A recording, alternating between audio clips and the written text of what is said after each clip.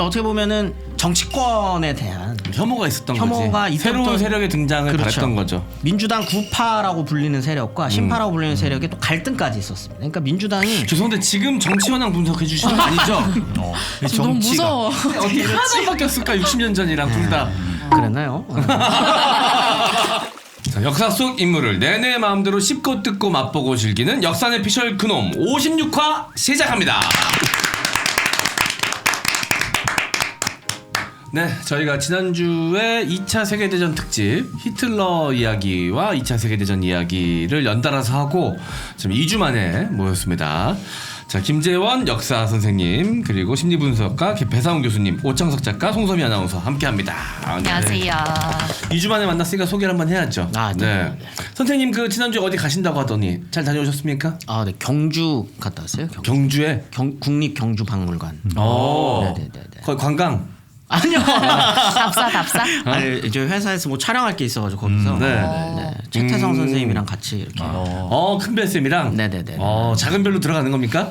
저는 안 나오고요. 아이, 그럼 안 되지. 국가기관에서는 또 유명하신 분들 써야 되니까. 네. 저희는 이제 촬영만 하러.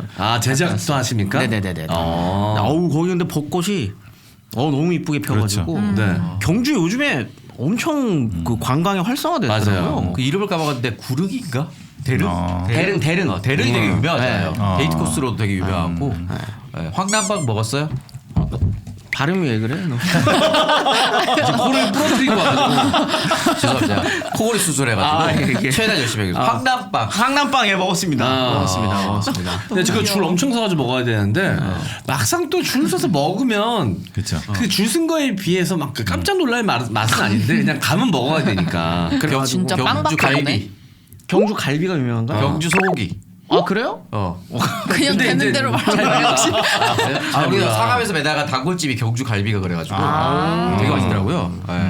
그건 아니구나. 가서 그냥 저희는 뭐 본도시락 먹었습니다. 딱히 뭐가 없어가지고. 뭐 이렇게 좀 잘 만들어서 마케팅을 좀 하면 좋지 않을까요? 그렇죠, 맞아요. 아니면 여왕 정식 같은 거. 여왕 정식. 선덕여왕 정식. 여왕 정식이나. 생각하니까 경주 유명한 거 뭐 없어요? 뭐 할 만한 아니 거? 불국사나 석굴암이나 이런 게 워낙 유명하다 보니까 유명하니까. 다른 걸 특화시키는데 조금 약한 건 맞아요, 아닌가 맞아요. 이런 생각을 할 수밖에 없죠. 내가 봤을 때 경주는 일단 뭐 새로운 거 만드는 것도 중요하지만 있는 걸 잘 지키는 맞습니다. 게 일단 제일 중요했어요. 맞아요. 최근 거기서 좀 밀고 있는 게 이제 한옥 스테이더라고요. 네. 맞아요. 재밌겠다. 연인들 이렇게 와가지고 꼴 보기 싫게 앉아 있고 막 왜 꼴 보기 싫습니까? 사랑을 속삭이는 연인들이. 너무 싫더라고. 이제 본인은 일하러 갔는데. 본인은 다시 갈 수 없는 곳이니까. 그렇죠. 가면 되죠. 왜. 맞아. 아니요, 연인의 모습으로는 다시 갈 수 없으니까. 몰래 날 수 있지. 부부의 만과 몰래 날이요. 잘 다녀왔습니다. 네, 알겠습니다. 자, 그 이야기를 좀 해야 될 것 같은데 네. 지금 한일 관계 관련해서 계속해서 좀 많은 잡음들이 좀 있습니다. 많은 분들이 좀 안타까워하고 있고 분노하시는 분들도 많이 계신데, 자, 이 한일 정상회담 이후에 이제 많이 불거졌죠. 강제동원 내준이 역사 왜곡 교과서까지 나왔다라는 이야기가 나오고 있습니다. 네. 일단 2023년 3월 28일 지난달이었죠. 일본이 초등학교 교과서 검정 결과를 발표를 했는데 그 안에 이제 조선인 병사 사진에다가 설명을 좀 바꿨습니다. 병사가 된 조선의 젊은이들에서 지원해서 병사가 됐다 이렇게 변경을 했고요. 검정 과정에서 독도가 일본 영토로 표기가 되어 있었는데 이것도 일본 고유 영토로 수정을 했습니다. 이게 지금 뭐 강제 동원 관련한 서술도 2019년 판보다 약화됐다라고 얘기를 하거든요. 지원해서 됐다. 그다음에 강제라는 표현이 사라졌고요.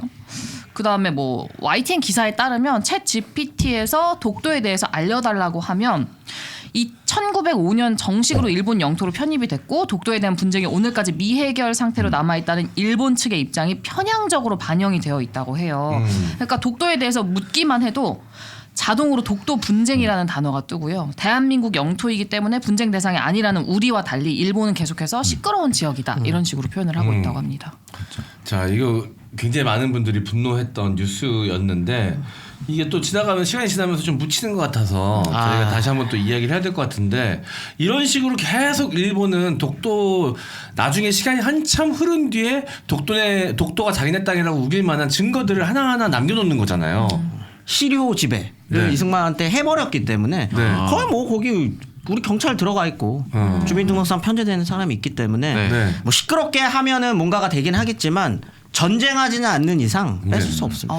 그래서 결국 독도 수비대가 이제 경찰이느냐 군인이느냐 이게 되게 중요한 건데 군인이 있으면 이제 접경지대 분쟁 지역으로 분류가 될 수가 있는데 맞아요. 경찰은 일반 민생을 치안하는 거거든요. 네. 그러니까 민간인 치안 보호구역이기 때문에 경찰이 주도하냐 군인이 주도하냐 완전 다릅니다. 해경이가 있죠 지금 해경이. 근데 법적으로는 우리나라 영토긴 한데 일본 국제법상으로도 시료 지배를 하고 있기 때문에 건드릴 수 없습니다. 전쟁 전까지는 건드리지 못해요. 그럼 일본이 계속해서 이렇게 독도를 건드리는 이유는 뭘까요? 뭐 갖고 싶으니까 그러겠죠. 이게 이런 게 저는 이제 역사라고 하는 학문을 함부로 쓰면 안 됩니다. 네. 함부로 쓰면 안 돼. 여기 나와 있잖아요. 네. 1905년 정식으로 일본 면토에 편입되었고 이런 것들을 가지고 자꾸 싸우려고 해요. 예전 막 자료들 갖고 와가지고 뭐 하려고 그러고 네. 뭐 그렇게 따지면은 뭐 조선왕조실록에도 있고 뭐도 있고 해가지고 서로 붙으면 보상국 네, 뭐 그런 것도 있고 해가지고 붙으면 뭔가 될 것처럼 보이지만 그런 거 필요 없어요. 네. 그런 걸로 해결할 필요 없어요. 시료 지배를 하고 있는 거기 때문에. 네. 뭐 1905년에 이게 무슨 강제로 어떻게 돼가지고 식민 지배 과정이었고 막 이러는 순간 더 복잡만해집니다. 오히려 우리는 너무 당연한 이야기를 왜 하느냐라는 식으로 대응을 하는 게 훨씬 더 그렇죠. 자연스럽죠. 당당한 대응을 네. 하는 것이 훨씬 더 효과적일 것이다. 근데 일단 너무 짜증나잖아요. 시부리라 그러세요. 근데 교과서에 이렇게 남겼다고 하는 거는 많은 일본인들은 그렇게 생각한다는 것 자체가 이게 굉장히 좀 위험한 일 아닙니까?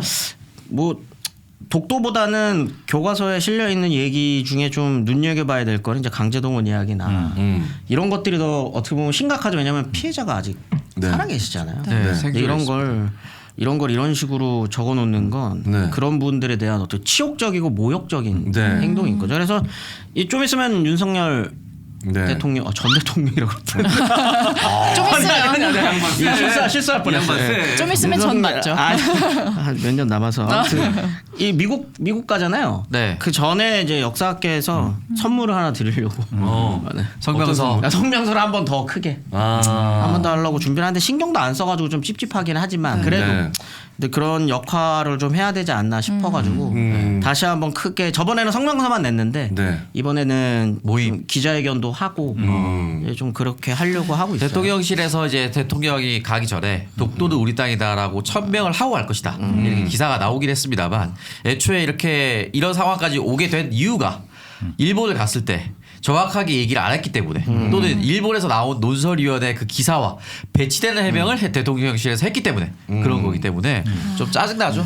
그러니까 이제 일련의 상황들이 이제 국민들로 하여금 좀 불안감을 갖게 만드는 거죠. 대통령이 이런 역사 문제나 여러 가지 이 일본과의 첨예한 좀 갈등이 있을 수 있는 역사 문제에 있어서 굉장히 좀 일본 쪽에 치우친 해석을 하고 있는 것이 아니냐라는 이제 우려 섞인 뉴스들이 계속 나오고 있고 그런 상황이기 때문에 이제 일단 너무 그런 부분이 답답하고 짜증나고 화가 나는 겁니다.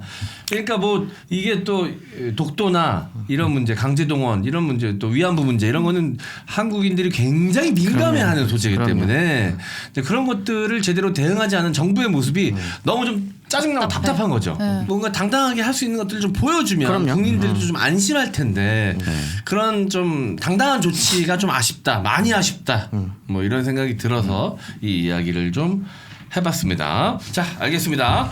자, 그러면 오늘은 어떤 주제로 이야기를 나눠볼지 본 주제로 넘어가 보도록 하겠습니다.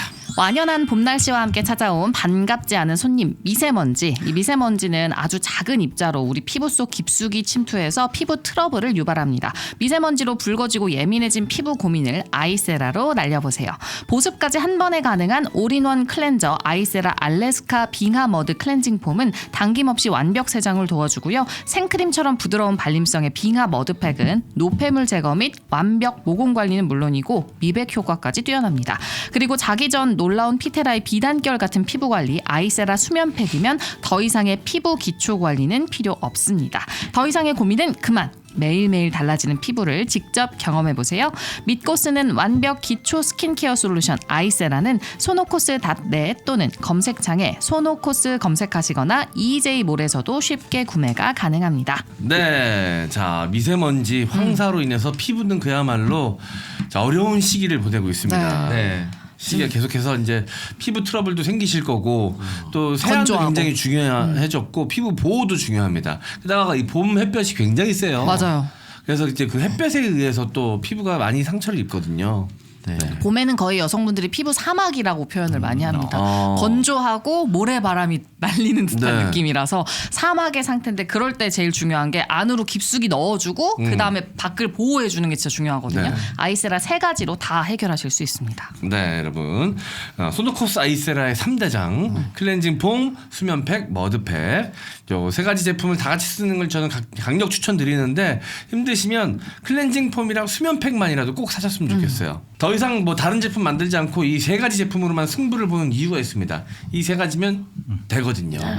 저희 역사의 피셜 그놈 처음부터 앞으로도 끝까지 계속 함께 해주실 우리의 그야말로 자매결연 형제와도 같은 제품이니까 귀중한 분입니다. 네, 그놈을 사랑해 주시는 만큼 소노코스 아이세라도 사랑해 주시면 감사하겠습니다. 소노코스 아이세라였습니다. 요즘같이 하루하루 팍팍한 가계 경제 숨통 트일까 보험부터 들여다보시는 분들 많으신데요. 뭐가 뭔지 하나도 모르시겠죠? 보험료는 많이 내고 있는데 어떤 보장인지 제대로 진단받고 싶으신 분들 중복되고 불필요한 보험료 좀 줄이고 보장 잘 되는 꼭 필요한 보장으로 알차게 보험 리모델링 하시고 싶으신 분들 여러 개 보험사 상품을 비교해서 나한테 꼭 맞는 보험으로 제대로 진단해 드릴 수 있는 보장 분석 전문가를 1대1 매칭하여 제대로 된 상담을 받으실 수 있습니다. 상담은 전화 1544-5788 1544-5788 또는 카톡에서 보험장터 아이디 JK6003 JK6003 검색하셔서 친구 추가나 자 인터넷 www.보험장터.com으로 문의 주시면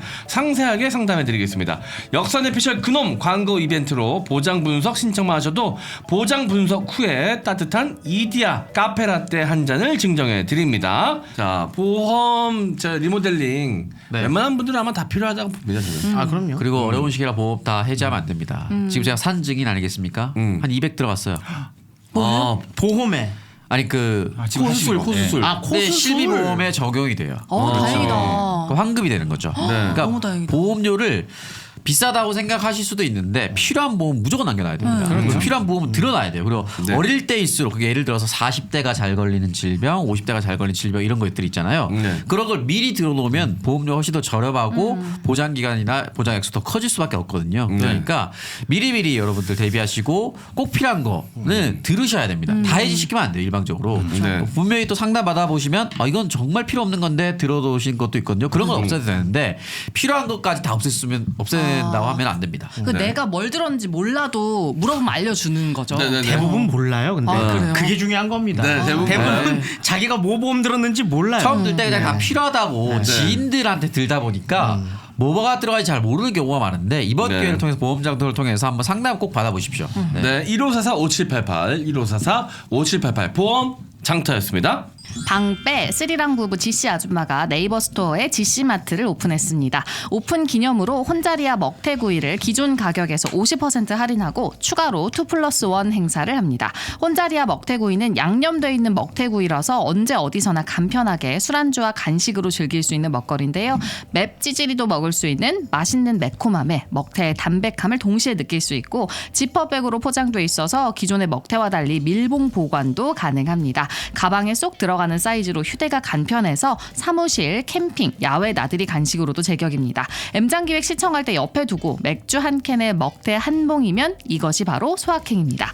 구매는 네이버의 지씨마트로 검색해 주시고요. 스마트 스토어에서 구매하시면 됩니다. 배송 메시지에 M장기획이라고 작성해 주시면 2봉 구매 시 1봉을, 20봉 구매 시 10봉을 더 드리는 2+1 이벤트 중입니다. 네. 자, 지씨마트 혼자리야 먹태구이입니다.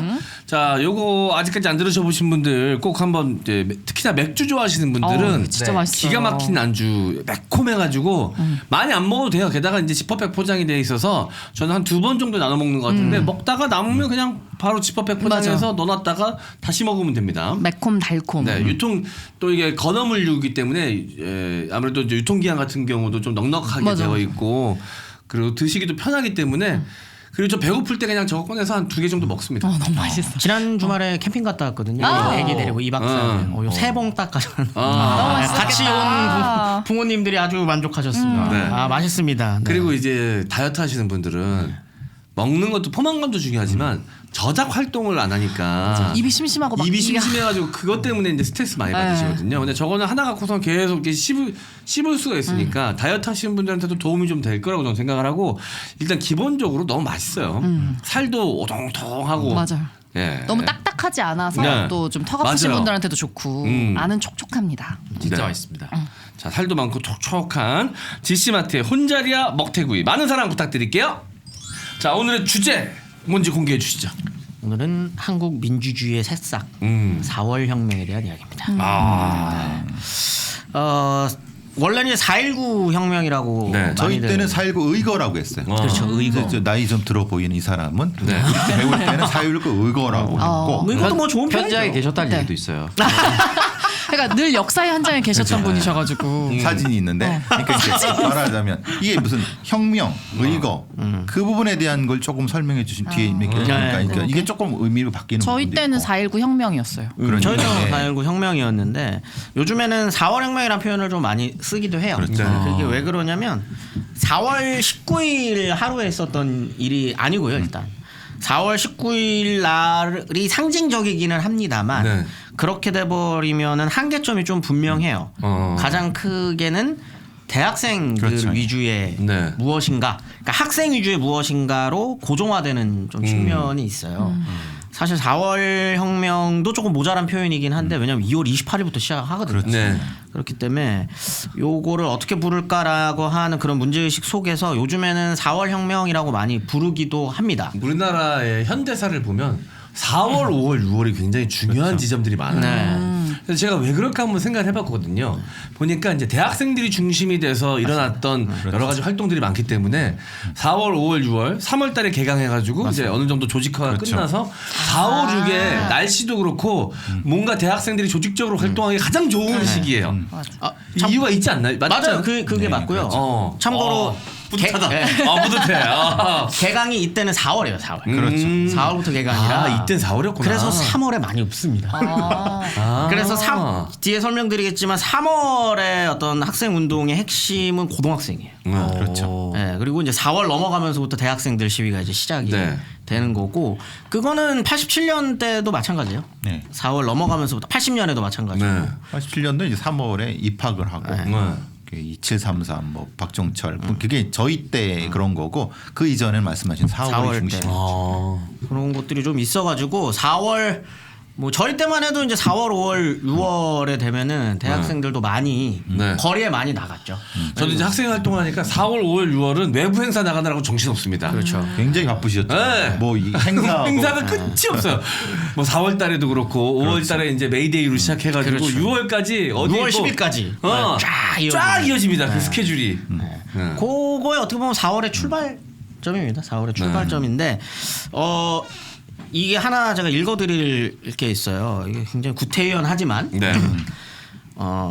대한민국 헌법 전문을 좀 볼 필요가 있습니다.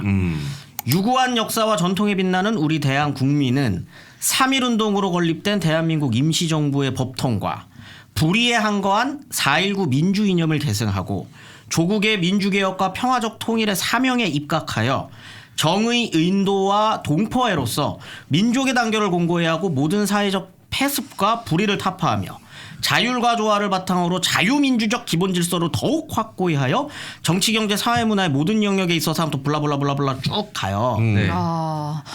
굉장히 만연체입니다. 세 줄 넘어가면서부터 집중력이 확 흐트러졌어요. 이게 한 문장이에요.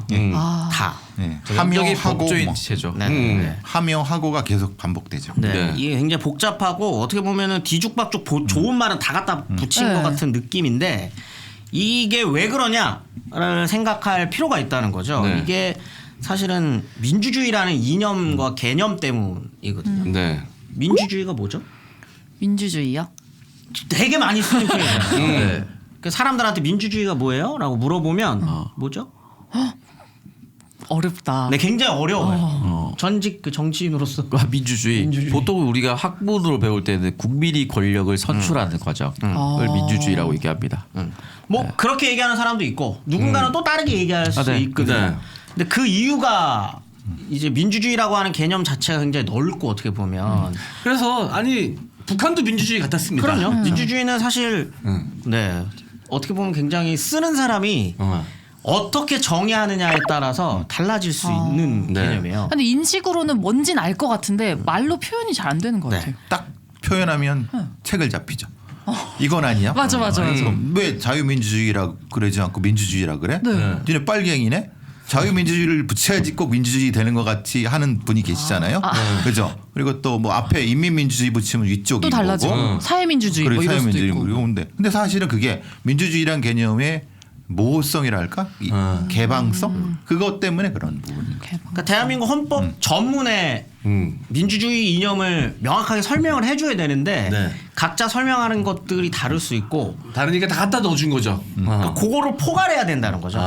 뭔가 포괄을 해야 되기 때문에 요렇게 좀 만연체가 될 수밖에 없는데 이제 그런 것들이 출발하는 이 이념이 출발하는 무엇인가가 필요하잖아요. 네. 역사에 있어야 되겠죠. 네. 그렇기 때문에 5공화국 때 빼고는 네. 전두환 때 빼고는 사실 4.19라고 하는 이 민주주의 어떤 한국의 시작 네. 요거는 한 번도 헌법 전문에서 빠진 적이 없습니다. 그렇기 때문에 굉장히 중요한 네. 거거든요. 근데 이제 여기서 또 하나 좀 중요하게 봐야 되는 게 이 민주주의를 이 헌법 전문에 이렇게 써 있어요. 영원히 확보할 것을 다짐하면서라는 표현이 있거든요. 이제 그게 뭐냐면 이 4월 19일이 시작됐지만 네. 이게 완성이 아니라는 뜻입니다. 이건 끝까지 대한민국이라고 하는 나라 이 헌법에 고쳐지지 않는 이상 네. 4.19에서부터 출발한 네. 이 민주 이념을 계속적으로 확보해 나가는 노력이 필요하다라는 거를 헌법 전문에 넣은 거죠. 네. 그러니까 여전히 우리는 어떻게 보면 혁명 중이다라고 생각할 수도 있는 거예요. 네. 그러니까 그렇기 때문에 4월 19일 하루만 있었던 일이 아니라는 걸 좀 강조할 필요가 있고 네. 이거 사실 좀 어려울 수 있는데 저는 이거 요 책으로 봐서 좀 빨리 이해했어요. 뭘 봤는데? 이거 김재원 쌤 책이거든요.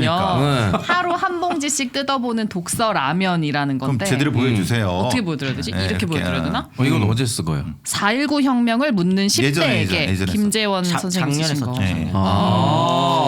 10대들을 위한 거라서 저 이거 받자마자 후루룩 읽었어요. 딱 맞게, 너무 딱 쉽고 아니 왜 저도 서미만 줍니까 저거를? 저만 10대 지능을 가지고 나머지 분들은 다들 아실 내용이라 아 그런가요? 4월 혁명에 몰라. 대해서 그렇게 몰라. 근데 그렇게 얘기하니까 조금 설득이 되는 것 같기도 하고. 근데 정말 너무 좋은 게 글씨 크기도 너무 크고 너무 좋아요. 크게 좋다고 책 좋다고 그러니까 얘기하는 이게 건 좀. 빨리빨리 넘어가는 기분이 너무 좋더라고요. 그리고 이해도 진짜 쉽게 네. 잘 써주셨어요. 어쩐지 이 녹화 시작 전에 둘이 같이 들어오길래 왜 그런가 했더니 모종의 계약이 있었거든요. 잠깐만 저 책을 적절한 타이밍에 PPL. 적절한 타이밍에 저 책을 들기로 서로 약속을 했네. 네. 너무 티나게. 그러니까 아니 너무 제가 좋아하는 스타일이에요. 핑크의 민트 컬러.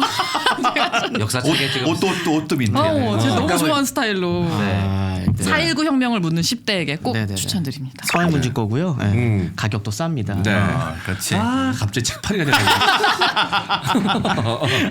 근데 이게 그 프랑스 혁명 같은 경우에 뭐 프랑스의 어떤 지금 프랑스라고 하는 나라의 출발을 알린 거잖아요. 근데 프랑스 혁명을 저희는 그 바스티유 감옥 습격 이렇게 그렇죠. 크게 네. 보지만 프랑스 혁명에 대해서 프랑스 역사학자한테 얘기해달라 그러면 100년을 다룹니다. 혁명 과정이 100년이라는 거죠. 그렇죠. 그러니까 하루 그냥 그 바스티유 감옥 습격 하루로 무엇인가가 변하지 않아요. 굉장히 긴 역사적인 과정이 필요하다는 거죠. 네. 사실 그래서 지금 헌법 전문에도 5.18 넣어야 된다는 얘기는 이제 그런 맥락에서 이제 나오는 거죠. 과정들이 과정들이 필요한. 네. 한국 역사에 여러 번 등장하게 되고 뭐 60항쟁도 마찬가지고 지금도 그 과정에 있는 거 나중에 한 3, 40년 또 흐른 다음에 헌법 전문에 그 얘기 들어갈 수도 있어요. 박근혜 하야 이야기가 들어갈 수도 있는 거예요. 네. 그날을 뭐라고 규정할지는 모르겠지만 탄핵, 박근혜 탄핵.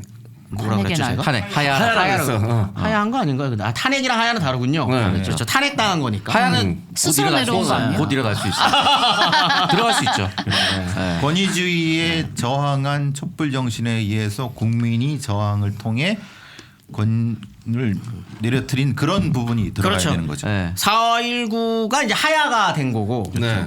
탄핵은 또 좀 다른 맥락에서 이제 된 거잖아요. 네. 그것도 마찬가지로 시민들의 어떤 그렇죠. 힘이 혁명적 무엇인가를 통해서 이제 변화된 거기 때문에 네. 뭐 모르죠. 한 3, 40년 있다가 위대한 역사입니다. 네, 그 역사를 어떻게 헌법 전문에 넣을 것인가. 네. 5.18과 함께 뭐 이런 것도 한번 지켜봐야 될 건데 아무튼 그 출발은 네. 4.19에서부터 이제 시작이 되는 거다라는 네. 걸 좀 강조하고 싶었습니다. 시작할 때. 네. 뭐 이제부터는 조금 이제 송소미 아나운서가 싫어하는 이야기이기 때문에 아니요, 네. 너무 좋아요. 하루에 한 봉지씩 뜯어먹는 독서라면. 아니 이 얘기인데 왜 이 얘기를 나가? 계약이 있네. 여기인데 여기로 나가. 계약이 있네. 뭐 어떻게 건너는 알겠습니다. 이게 4.19 혁명에 관심이 많아졌어요. 정말 저를 위한 길이라고 생각해요. 아니에요. 굉장히 거부감 있는데. 진짜 라면도 싫어지고 있어. 네, 그러지 마세요. 네. 크게 조건이 3가지 정도 있을 것 같습니다. 요 4월 19일에 혁명이 있기까지. 첫 번째가 교육열. 교육열. 교육열. 네. 교육에 미친 나라 아니겠습니까? 네. 한국 교육에 미친 나라죠. 근데 사실 교육열에 대한 이야기를 하려면 조금 더 시간을 앞당겨야 되는데 식민지 시기부터 교육열은 엄청나요. 식민지 시기부터. 왜냐하면 먹고 살기가 일단 힘들고 네. 먹고 살기 힘든 속에서 살아갈 수 있는 유일한 길은 이제 학력을 쟁취하는 거였었고 배우는 길밖에 없다. 그렇죠. 배운 거를 가지고 무엇을 할 것인가에 대한 또 고민이 있을 수밖에 없잖아요. 네. 그래서 식민지 시기부터 한국 사회 교육열이 높은 거에 대해서 불안하게 생각합니다. 누가? 일제 일제가 총독부에서. 근데 어떻게 보면 당연한 거예요. 뭐냐면은 고등 교육을 받은 사람이 취업도 안 돼. 그다음에 자기네들이 배운 거를 제대로 써먹지도 못해. 그다음 더 심각한 거는 그 식민지 시기 때는 교육의 핵심이 이제 한국식민화 이제 교육으로 넘어가잖아요. 30년대 이후로 넘어가면 민족적 차별이나 이런 게 없다고 교육받잖아요. 네. 다 같은 천황의 자식들이고 네. 일본 조선인 뭐 이런 거 없이 네. 내선이 일체돼요. 네. 뭐 이렇게 배운단 말이죠. 그렇게 하고 사회로 나아갔더니 차별이 있는 거예요. 이러니까 배운 애들이 총독부 입장에서 배운 애들이 더 불안 세력이 된다는 거죠. 네. 36년의 광주 학생 운동도 같은 맥락이죠. 그렇죠. 네. 없다며 차별 없다며. 근데 배웠는데 우리 나가는 미래는 네. 캄캄한 부분이 있고 광주 학생. 그래서 저는 교육의 중요성이 중에 하나가 가장 큰 중요성 중에 하나가 배워야 불만이 생깁니다. 네. 맞습니다. 중요한 얘기죠. 네, 배워야 불만이 생기고 불만이 생겨야 사회의 발전이 있거든요. 다 받아들이면 그 사회가 발전할 수 있겠습니까? 누군가는 이게 잘못됐다고 이야기하고 불만을 느껴서 그렇죠. 계속해서 싸워 나가야 되는데 배우지 못하면 이게 잘못됐다는 것도 인지하지 못하거든. 그래서 교육이 중요하다고 생각을 합니다. 배우겠다는 사람은 점점 늘어나요. 조선인 중에. 근데 많이 배우는 사람이 조선인 중에 많아지면 많아질수록 사회 불안 요소가 되고 네. 그러다 보니까 못 들어가게 합니다. 제일 가장 좋은 방법이 뭐겠어요? 학교를 안 만들어주죠. 네, 그래서 중학교를 안 만들어주죠. 네. 이때는 중학교, 고등보통학교죠. 네. 고등보통학교가 이제 5년짜리 학교인데 여기가 이제 중등학교라고 보통 부르거든요. 네. 중등학교 저번에도 한번 얘기 드렸지만 중등학교 나오면 초초초초 엘리트예요. 그다음 대학은 하나밖에 없죠. 네. 경석제국대학. 경성제국대 하나입니다. 대학은. 여러분들이 알고 있는 연희 전문학교, 뭐 그렇죠. 모성 전문학교는 전문학교죠. 전문학교예요. 대학이 아니에요. 우리 지금 말하는 기술 대학도 아닌 네, 그냥- 전문 대학도 아닌 그 정도 수준. 그렇죠. 그게 이제 정식 교육 편제에 들어가 있는 학교가 아니에요. 네. 그런 고등교육을 할 수 있는 기관은 딱 하나, 경성교육, 경성 제국대학 네. 하나인 건데 그렇게 만들다 보니까 이제 입학률 입학을 할 수 있는 사람도 적어지고 그러다 보니 이제 입학하려고 하는 사람들만 늘어나는 네. 이런 구조가 된 상태에서 응시생들은 많고 입학률은 떨어지고. 입학날이 엄청납니다. 17대 1? 뭐 이래요. 중학교 입학. 시험 보고 들어갔으니까. 네.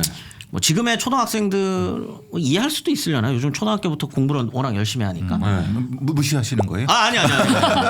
공부하고 싶어서 미친 거죠. 그렇죠. 조선인들은. 오히려 더 배우고 싶어서. 탄압하고 못하게 하니까. 그렇죠. 못하게 하니까. 더 하고 싶어하는 거지. 그 상태에서 해방을 맞습니다. 그 상태에서 해방을 맞았어요. 네. 그럼 이제 해방된 나라, 이승만 정권에서 이걸 해결해야 될 거 아니에요. 네. 국민들이 배우고 싶다는데 옛날에는 식민지기였으니까 네. 식민 정권이라고 부를 수 없죠. 안 만들어주면 끝인데. 네. 어. 그냥 걔네들이 안 만들어주고 그냥 핑계 대면 그만인데 이제 그렇게 안 되는 거예요. 왜냐하면 자국민이잖아요. 네. 배우고 싶다는데 어떡하겠어요. 그래서 교육기관을 엄청나게 늘립니다. 네. 95%가 초등교육은 이수할 수 있게끔. 그러니까 초등학교 입학할 수 있는 사람들을 전 국민의 95%로 만든 거죠. 되게 빠르게 했는데요. 대부분. 초등학교 엄청 많이 늘려요. 네. 이 원래 식민지 시기 때 가장 그때는 보통학교였죠. 보통학교 입학 나중에 이제 국민학교로 바뀌고 네. 국민학교를 1면 1교제를 추진하려고 했었어요. 그 말 한 면당은 무조건 하나는 있어야 된다. 네. 근데 그거를 뭐 어느 정도 성과를 달성하기는 했지만 식민 정책상 그렇게 잘 안 됐거든요. 근데 이승만 때는 그 이상으로 늘리죠. 그 이상으로 늘리고 그래서 95%가 국민학교 교육을 받을 수 있게끔 했습니다. 네. 그리고 이거 진짜 놀라운 일이거든요. 문맹률을 단기간 안에 네. 20% 이하로 떨어뜨려. 이거 대단한 겁니다. 우리나라 문맹률이 낮은 거는 전 세계적으로 유명합니다. 지금 아프리카 같은 데 보세요. 문명 엄청 높습니다. 그럼요. 네, 미국도 문맹률 맞아. 장난 아니야. 근데 이거 이때 전쟁 전에 45년, 6년. 문맹률을 20% 이하로 떨어뜨렸다는 건 전 국민의 80%가 넘는 사람들이 신문을 읽을 수 있다는 거예요. 그렇죠. 이건 대단한 거죠. 한글을- 글을 보면서 한글을 읽을 수 있어요. 그만큼 우리나라 교육열이 엄청났다는 또 증거이기도 하겠네요. 그럼요. 엄청난 거죠. 그리고 대학생 숫자가 미친 듯이 늡니다. 대학생 아까 말씀드렸잖아요. 경성제국대학 하나였거든요. 네. 그래봐야 그거 1년에 몇 명이나 뽑겠어요. 네. 10,000명 차 안 뽑아요. 10,000명이 뭐예요? 한 2, 3천 명 뽑았나? 네. 하여튼 그렇거든요. 근데 그 중에 또 절반 이상은 일본인이었고. 경성 그 대학 교육을 받을 수 있는 사람, 정식 대학 교육을 받을 수 있는 조선인이 1년에 1,000명이 안 돼요. 네. 그건 얼마나 초초초 엘리트겠어요 그때 당시. 네. 아무튼 근데 1960년을 기준으로 대학생 숫자가 10만 명으로 듭니다. 대학이 막 생겨난 거예요? 전문 학교로 되어 있었던 데들을 다 이제 정식 대학으로 사립 대학으로 이제 인정을 해준 거죠. 그래서 입학률을 그렇게 이렇게 해서 늘리고 1955년 기준으로 서울 소재 대학이 29개입니다. 이것도 엄청난 거죠. 굉장히 빨리 늘어네요. 굉장히 빨리 늘어. 55년이면 53년 7월 27일 휴전 협정인데 그렇죠. 네, 그 사이에 네. 그렇게 많이 늘었다는 거예요. 그렇죠. 이게 나중에 처음에 4월 한 달 정도는 서울을 중심으로 시위가 급격히 늘어날 수 있었던 이유 중에 하나입니다. 선도적으로 대학생들이 먼저 이제 하게 되는 거죠. 네. 초 엘리트들이 이제 시작을 하는 거고, 근데 이제 문제가 뭐냐? 이렇게 고등교육을 받은 애들도 학생들도 10만 명이 넘었어요. 네. 거기에 초등교육 정도 이상 이수한 사람들이 95%예요. 네. 거기에다가 신문 보면서 대충 사회가 돌아가는 거를 이해할 수 있는 사람이 80%가 넘었습니다. 엄청난 거거든요. 네. 그럼 뭐가 문제겠습니까? 처음에 말했잖아요. 민주주의라고 하는 단어를 계속적으로 접하는 거예요. 뭔진 모르겠지만 네. 학교 교육에서 시키거든요. 왜? 이때 당시에 교육 시스템의 핵심은 미국식 민주주의 시스템을 미국이 이식하는 과정이에요. 또 네. 그거를 초등교육에서부터 받는 겁니다.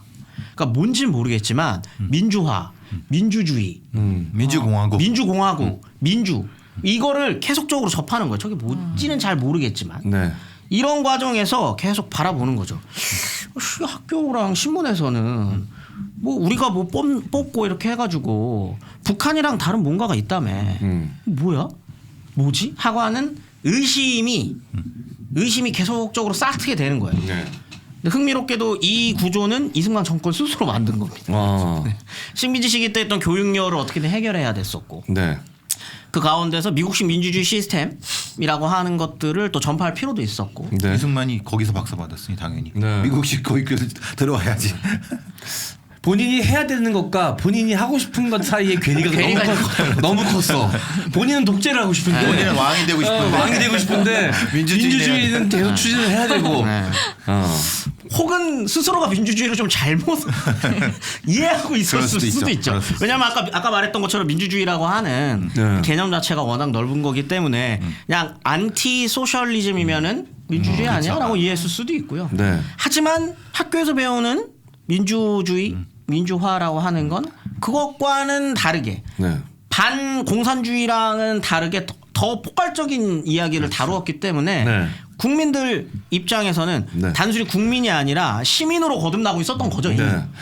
뭐 반공산주의도 물론 포함될 수 있겠지만 반독재가 더 반전체주의, 반독재가 더 크지 않습니까? 그렇죠. 국민이 주인이 된다며. 네. 아니 국민을 위한 정치를 한다며. 근데 난 주인이 아닌데 이렇게 생각하는 거죠. 국민 뭐야? 내가 주인이 아닌 것 같은데? 라고 하는 생각을 어렴풋이 가지게 된 거죠. 전 국민의 80% 이상이. 그게 어떻게 보면은 교육열의 힘입니다. 한국 교육 시스템의 힘이에요. 그게. 네. 두 번째가 있습니다. 이게 사실은 어떻게 보면 핵심일 수도 있거든요. 돈 문제입니다. 돈 문제. 사실은 국민들이 나라를 향해서 이 정부 어떠한 정부를 향해서든 정부를 향해서 화내는 이유는 되게 다양해요. 촛불 집회만 가보더라도 촛불 집회 뭐 지난해 이제 박근혜 탄핵 집회에서도 박근혜 탄핵이라고 하는 그다음 국정농단 사태라고 하는 게 트리거가 됐지만 네. 그 안에는 국정농단으로 시작돼서 어떤 문제까지 이어졌느냐를 바라보는 시각은 국민이 다 다를 수 있습니다. 네. 이게 어떻게 보면 민주주의의 어떤 넓고 그런 개념을 상징적으로 보여주는 거죠. 네. 어떤 사람은 국정농단 사태 때문에 대기업과 정치권의 정경유착까지 보면서 경제 시스템으로 이야기하는 사람이 있고요. 재벌 네. 시스템까지 네. 그 피켓 들고 오시는 분들이 있었잖아요. 네. 거기에다가 어떤 누군가 그때 그런 이야기를 했어요. 아이씨 국정농단이랑 민주노총이 들고 나오는 노동 그거랑 뭔 상관이야? 다 상관이 있습니다. 네. 그 안에 민주노총이 이야기하고 싶은 건 이러한 국정농단 사태 때문에 불거진 노동자들의 권익이 안 좋아졌었던 거를 충분히 내들 수 있는 거거든요. 네. 사회 각계각층의 시각과 분석이 있을 수 있죠. 그럼요. 그렇기 때문에 이 4월 그 혁명의 그 많은 분위기 속에는 돈 문제도 껴 있습니다. 경제 개발이라고 하는 것에 네. 대한 불만들이 조금 껴 있었던 거죠. 네. 여기에는 좀 뭐 여러 가지 뭐 할 말이 있을 수도 있어요. 이승만 정권 입장에. 네. 아씨 전쟁 끝난 지 얼마나 됐다고 다 먹고 살기 힘든 거 아니겠어? 라고 할 수도 있는데 더 중요한 건 그러면 지금 당장은 돈을 우리가 없더라도 이 가난을 이겨낼 수 있는 비전은 니네들이 좀 정권에서 보여줘야 되는 거 아니야? 라고 할 수 있는 거거든요. 함께 으쌰으쌰 할 수 있는 거. 그게 되게 중요해요. 어떻게 뭐 오늘 주제는 아니지만 박정희 정권이 지속적으로 네. 쿠데타 이후에 끌고 가려고 했었던 것도 그런 희망을 심어주는 행위였거든요. 네. 경제 개발 우리도 할 수 있습니다. 근데 이승만 정권은 그게 없었어요. 비전 제시를 못합니다. 경제 개발의 가능성에 대한. 네. 그럼 국민들은 어떻게 되겠어요? 지금 먹고 살기 힘든 거 알겠어. 근데 국가라면 적어도 이 가난을 벗어날 수 있을 비전 제시를 해줘야 되는 거 아니야? 라고 하는 불만들이 계속적으로 쌓여갔었던 거죠. 네. 근데 사실 여기에는 좀 여러 가지 이유들이 있긴 있어요. 네. 그게 뭐냐면 사실 미군입니다. 왜냐하면 한국 전쟁 이후로 나라 전쟁 끝난 지 이때 뭐 길어봐야 한 6, 7년 정도 이제 된 거고 그런 상황에서 그 나라의 뭐 어떤 산업이 제대로 뭔가 되겠어요. 그러다 보니까 대부분의 경제를 미국 돈으로 운영합니다. 네. 어쩔 수 없죠. 원조 경제가 원조 경제 흔히 얘기하는 원조 경제 시스템인데 문제는 이 원조 경제 시스템에서 미국이 그러면 어떤 명목으로 한국 경제를 운영하려고 했느냐일 텐데 대외 원조 비율 중에 압도적인 숫자가 군사비입니다.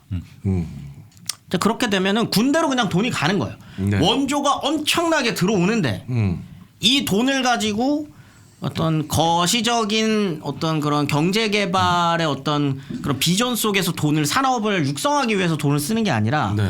군사에 돈이 다 들어간다는 거죠. 군비로. 그렇게 되면 산업체를 운영하기 위한 돈의 비율은 낮아질 수밖에 없는 거죠.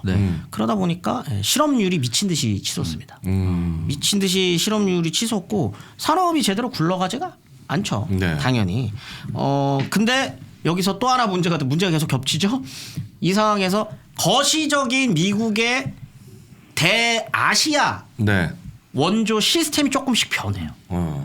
니들 거는 니들이 좀 알아서 해주면 안 돼? 미국 내부에서도 이거 갖고선 계속 퍼준다고 저거 밑빠진 돈에 물 붓기 아니냐라는 이제 여론들이 좀 생기면서 좀 줄어들기 시작하죠. 원조에서 차관으로 빌려주는 조금 걸로. 넘어가는 분위기도 조금 있고 네. 거기에다가 이제 하나 더 들어가는 게 자 이제 전체 아시아판을 한번 보세요. 네. 전체 아시아판에서 한국은 이 한반도는 네. 전쟁을 한번 겪었습니다. 그리고 휴전이 됐어요. 네. 그 다음에 이제 미국은 유심히 바라보는 지역이 한반도가 아니에요. 이때부터 사실 한일회담 얘기도 들어가야 되는 건데 네. 야 니네는 이제 휴전했고 지금 더 막 당장에 쳐들어올 것 같지는 않으니까 니네 일본이랑 어떻게 해가지고 강고하게 니네들 여기 동아시아 쪽에서는 방어 체계를 구축을 해봐. 우리 지금 신경 써야 될 거는 여기가 아니야. 라고 신경을 주로 쓰는 곳이 어디냐면 베트남입니다. 네. 베트남에서 곧 전쟁이 날 것 같은 거예요. 그러다 보니까 전체적인 원조의 비중을 베트남 쪽으로 돌리기 시작하거든요. 네. 그러다 보면서 이제 원조 경제 시스템 자체가 조금씩 무너지는 거죠. 그러다 보니까 이제 불안감은 계속적으로 더 커져만 가는 그런 상황에서 근데 이제 이승만 정권 여기서 무엇인가 그러면 외교력을 보여가지고 뭔가를 해결해야 되는 무엇인가가 있었는데 그렇게 할 능력이 없습니다. 네. 그러니까 계속 그냥 돈만 찍어내서 인플레이션은 계속 지속되고 들어오는 돈들 군대에다가 계속 쏟아붓고 그러니까 이제 실업률은 높아져 가는데 네. 군만 계속 비대해지고 네. 근데 군내에서 비대해진 이 문제들을 해결할 생각은 안 하고 그렇게 이제 군사 정권의 씨앗이 심어진 거죠, 사실. 맞습니다. 이때부터 군이 비대화가 됐기 때문에 나중에 이제 5.16 그래서 쿠데타로까지 이어지는 거죠. 박정희가 부산 군수사령관 이게 밀접하게 관여될 수밖에 없는 거예요. 원조 들어오는 게 그쪽으로 해서 이 돈이 되는. 부산이 시작이었군요. 그렇죠. 군수사령관을 했기 때문에 그런 부분에도 분명히 영향이 있는 거죠. 제일 크게 됐었던 문제 중에 하나는 농촌이 무너집니다. 농촌에 대한 뭐 제대로 된 뭐 그것도 없었고 네. 그러다 보니까 농촌이 무너져요. 이거 악순환인데요. 농촌이 무너져요. 이 뭐 쌀값이든 이런 것들을 제대로 관리가 안 되니까. 네. 그러면은 이 농촌의 유휴 노동력이 어디로 가느냐? 도시로 갑니다. 도시 빈민이 되는 거죠. 네. 그럼 뭐 도시라고 뭐 있겠어요? 실업률이 50%가 넘었어요. 실업률이 50% 네. 넘었다는 아니 거. 이게 그런 것 같아요. 사실 이승만이 힘든 시기에 대통령이 된 건 사실이야. 해방 이후에 전쟁의 화마까지 겪고 여러 가지로 힘든 상황 속에 있었지만 중요한 거는 대통령으로서 이 대한민국을 어떻게 끌어나가겠다는 청사진이 없었잖아. 없어요. 이승만이. 그렇죠. 비전 제시가 없습니다. 비전이 없으니까 이게 정말 이렇게 얘기하시는 분도 있을 거예요. 그때 누가 대통령해도 힘들었을 거야라고 얘기하시는 분들 분명 계실 텐데 문제는 어떻게 끌어나가겠다는 목표가 없다 보니 국민을 하나로 모을 수도 없었고 본인 스스로도 본인이 정권을 이어나가 계속해서 유지하는 것 외에는 관심이 없어 보이니까. 그리고 점점 없어져요. 이게 국무회의록을 누가 되게 흥미로운 논문이 하나 있는데 국무회의록에 등장하는 네. 키워드들을 이렇게 한번 누가 퍼센테이지로 이승만 된 게 정권 있어요. 때. 이승만 네. 정권 때. 근데 50년대 중반까지는 네. 그래도 어쨌든 전쟁 막 끝나고 그랬으니까 외교 이 문제들 엄청 많이 나옵니다. 네. 국무회의에서 네. 외교 그다음에 어떻게 뭐 이 무너진 산업을 어떤 식으로 복구할 거냐 복구죠 복구. 네. 전후 복구에 대한. 대한 이야기들이 많이 나와요. 네. 어쨌든 뭐 이건 복구를 해야 되는 문제였으니까. 50년대 후반에 가면요. 네. 하나가 급증합니다. 하나의 키워드가 뭐죠? 국내 정치. 이 정권 연장을 전장을 위한 위해서 그 다지게 해야 되니까. 네. 이 다음에 누가 될 거냐. 그러니까 국내 정치 문제를 국무회의에서 계속 다루는 거예요. 관심이 없는 겁니다. 더 이상 한국이 대한민국이라는 나라가 어떤 식으로 개발이 돼야 되고 경제 성장해야 돼 이런 거 없어요. 그냥 그 다음에 이승만이 대통령 또 해야 되는. 장기 집권에 대한. 부통령은 누가 돼야 되는데 요런 걸 가지고 국무회의 안건으로 이제 계속 올린다는 거죠. 네. 뭐가 있겠어요. 잘 안 되는 거죠. 그러니까 뭐 도시로 오는 유휴 노동력이 뭘 하겠어요. 도시 빈민이 되고 네. 이들이 이제 날품팔이 일용직 노동자 일용직 노동도 거의 못 합니다. 네. 주로 이제 뭐 미국에서 들어오는 밀가루 같은 거 네. 들어오니까 쌀값이 싸지고 그거를 주로 이제 옮기는 운송 같은 정도밖에 못하는 일거리 자체가 없는 게 다 박살나는 형태가 돼요. 그러다 보니까 도시 빈민들의 두 측면이 있는 거예요. 도시 빈민이 있고요. 도시에는 또 아까 누가 있다 그랬죠? 대학생들이 있습니다. 서울에만 29개의 대학이 있었잖아요. 네. 많이 배웠어요. 네. 사회가 어떻게 굴러가야 되는지 알아요. 근데 얘네도 실업자예요. 그치. 고등 학력을 갖고 있던 애들도 실업자입니다. 배운 실업자, 못 배운 못 배운 실업자가 실업자. 붙은 게 같이 정치죠. 있어요. 그래서 서울에 부딪히는. 그래서 4.19 혁명의 핵심은 도시 저항입니다. 도시에 불만을 가진 이 정권의 불만을 가진 사람들이 집중적으로 모여 살게 되는 네. 이들이 반자유당이라고 하는 목소리를 조금씩 공유하기 시작을 네. 하는 거죠. 그냥 뭐 아무튼 이 교육열과 함께 이 돈 문제도 네. 굉장히 심각한 최초의 정권 심판론이네. 그렇죠. 어떻게 보면 이제 4.19 혁명 이후에 나왔던 것 보면은 이기붕 집에 뇌물이 그렇게 들어갔는데 그 당시에 그 어려운 시기에 전기 담요가 있고 호랑이 가죽이 있고 그러니까 이제 어려우면 어려움을 같이 공유했으면 그나마 민심의 저항이 덜했을 수 있습니다. 저는 그렇게 생각하거든요. 분담했으면. 근데 이 새끼들은 온갖 그때 진귀한 뇌물에 뇌물 다 받아 쳐먹고 호의호식을 하고 있었던 거야. 빈부격차가 엄청났죠. 네. 네. 그러니까 그렇죠. 미치는 거죠. 그렇게 들어오는 원조를 소수 아주 특권층만은 향유했던 시스템. 근데 바깥에는 배운 실업자와 못 배운 실업자가 넘쳐나는. 이게 4.19 전이야. 그죠? 거기에 이제 이게 마지막이 어떻게 보면 핵심일 수도 있고 어떻게 보면 뭐 곁다릴 수도 있는데 마지막이 이승만의 권력욕입니다. 네.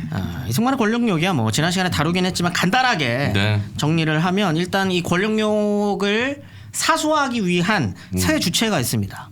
경찰, 군, 우익단체. 요게 이제 자유당과 콜라보가 되면서 네. 뭐 거의 뭐 다 얘기했잖아요. 경찰이랑 군이 군도 자유당을 사수하기 위한 조직으로 네. 존재를 하고 뭐 공식적으로는 경찰이랑 군인데 비공식적으로 우익단체까지 있다 보니까 그게 이제 서북 청년단, 그렇죠. 청년단. 뿐만 아니라 서북청단뿐만 아니라 다양한 정치 깡패들이 조직한 네. 청년당이 되고 군은 주로 방첩대, 네. 김창룡 중심으로 헌병들. 왜냐하면 군대 동원은 미군에 가지고 있었기 때문에 이렇게 나. 경찰 과경주 아닙니까? 있죠. 예, 강경주도 있고요. 네. 뭐 대표되는 사람이 그 사람이지. 그렇지. 네. 지역에 있는 일선 이때 순사라고 불렸어요. 순사. 까지 뭐 뿐만 아니라 공무원 조직까지 이 말단까지 다 장악됐어요. 네. 뭐 돈으로 장악된 사람도 있고 난 뭐 누군가는 또 폭력에 의해서 장악된 사람들도 있고 아무튼 말단까지 뭐 곽영주 한 사람뿐이겠습니까? 네. 굉장히 아래 땅까지 이렇게 촘촘하게 자유당이 관리하는 조직으로서 사유화를 시켜버린 거죠.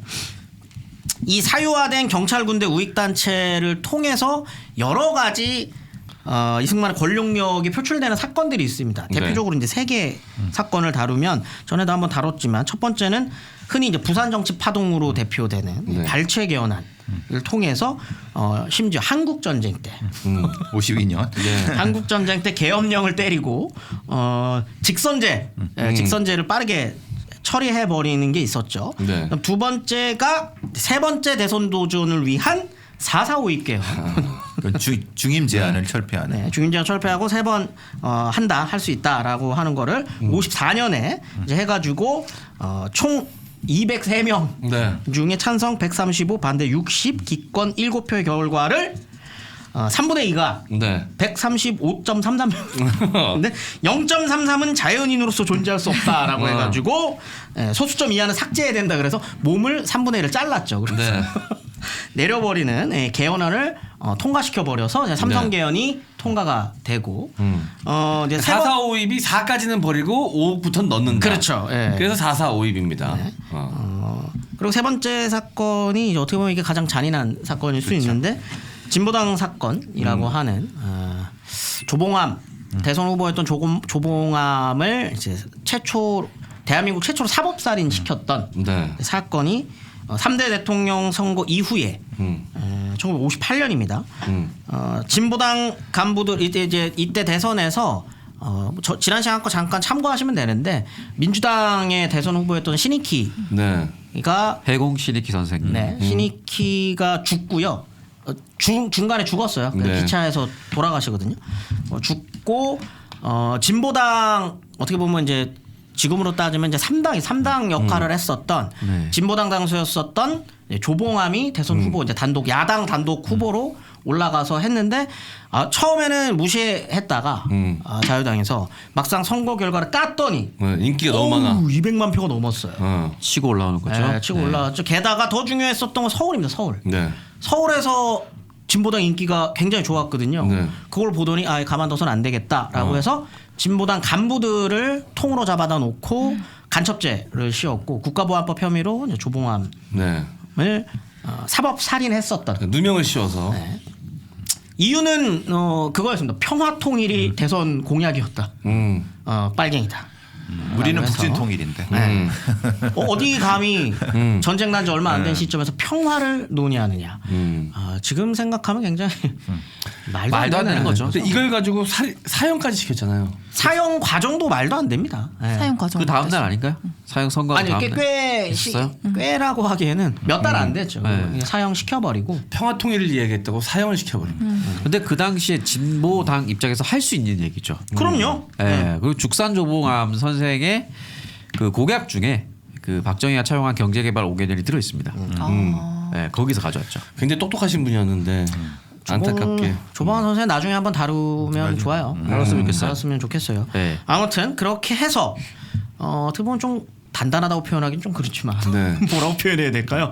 자기 입장에서는 자기 딴에는 단단하게 반대 세력을 완전히 눌러버린 겁니다. 네. 이게 굉장히 중요한 부분인데 사실상 1960년 선거에 가는 과정에서요. 민주당은 선거를 포기합니다. 민주당 사실상 포기해요. 원래는 대선 후보로 내지도 않으려고 그랬어요. 네. 그 이유가 뭐였죠? 어차피 안 되니까요. 해봐야. 네. 이미 아까 말했던 것처럼 일선 공무원들부터 경찰, 군, 우익 단체까지 동원 다 돼가지고 네. 금권이니 뭐니 이거를 확실하게 보여줬었던 선거가 58년 이제 총선인데 네. 58년 총선 때 91%의 투표율이었어요. 굉장히 관심을 많이 받았었던 네. 선거였거든요. 근데 자유당이 42%밖에 못 받았습니다. 이 정도로 불법 선거가 자행됐는데 경찰 조직 다 매수했고 공무원들 다 매수.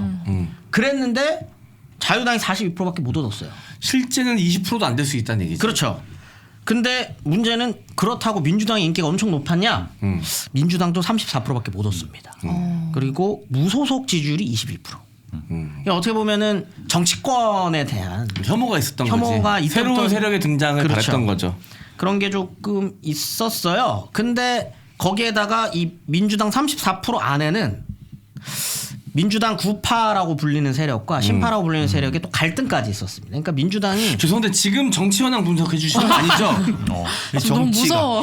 정치 분석과 늘 느끼지만 강력한 대선 후보가 있느냐 없느냐가 그 정당의 존망을 좌우합니다.